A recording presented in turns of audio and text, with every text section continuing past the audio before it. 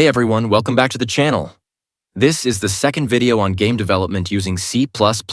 If you missed the preview, check it out first, but if you are ready, let's dive into the basics of C++. Before we start building games and engines, we need the right weapon. And in game development, that weapon is C++. Today, I will introduce you to C++ and explain why it's the most powerful language for game development. So why did we choose this language? It's because games are performance-heavy. Think about rendering graphics, physics calculations, sound, AI, all running at 60+ frames per second. C++ gives you low-level control to optimize everything while supporting modern features like object-oriented programming and to organize large projects. It basically means its calculation speed is very fast while having great control on what you can do. The balance of power and structure is exactly what makes it perfect for game development. So let's write our first program, which is Hello World. First, we will take a look at the code and then discuss what each line does. The first line you usually see in the program will be #include IOStream, but what exactly is this strange line doing? Well, this is what we call a header file. At first, this might look confusing, but think of it this way. Imagine you are building something at home. You don't create every single tool yourself, right? You don't sit down and make your own hammer or screwdriver. Instead, you open a toolbox and just use the tools that are already there. That's exactly what a header file is in programming. We are basically telling the compiler to bring the input-output toolbox, which gives us things like cout and cin. Now let's talk about namespaces. Imagine our toolbox again, which is the header file. Sometimes two toolboxes might have a tool with the same name. If you just say hammer, compiler can't make out from which toolbox you are referring to get the hammer from. So every time we use a tool from the standard toolbox, we will write std scope resolution cout.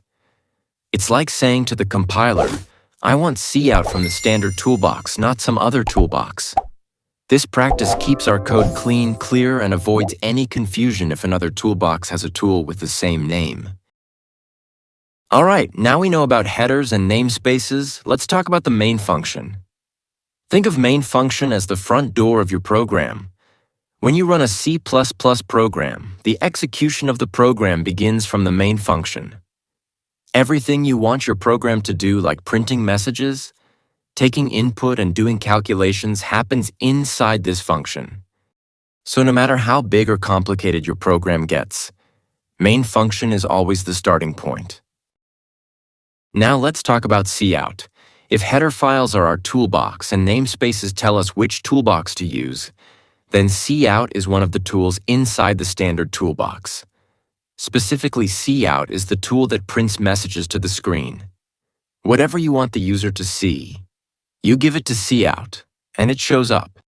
Here, standard cout is like saying, hey C++, take this message and show it on the screen. It's the go-to tool whenever you want to communicate with the person using your program. So let's write our first program. We will be using Visual Studio as the compiler. Don't get confused with Visual Studio Code. Both are different. The one we are using has a purple theme. So let's set up our compiler. Once we are in the compiler, we will create a new project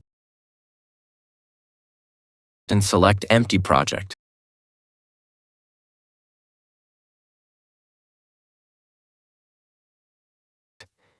Name your project as Hello World and create your project.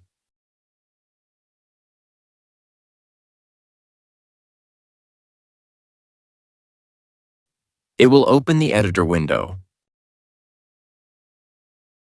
Then go to the source file and add a new item. We will name the file as Hello World.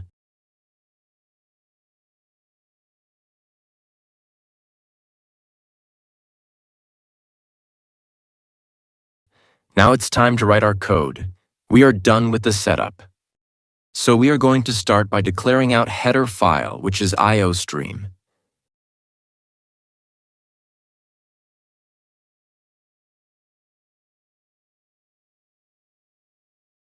Now on the next line, we will create our main function where we will be writing our code.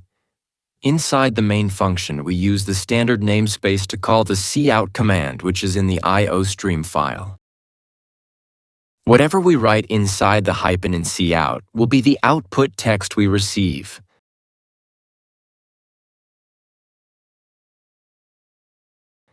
Now let's run the program and see our output. And we have got the output hello world. This is how we print messages to the user. So we have written our first program. Refer the notes which were there on the videos for better understanding. See you all in the next video. Until next time, peace.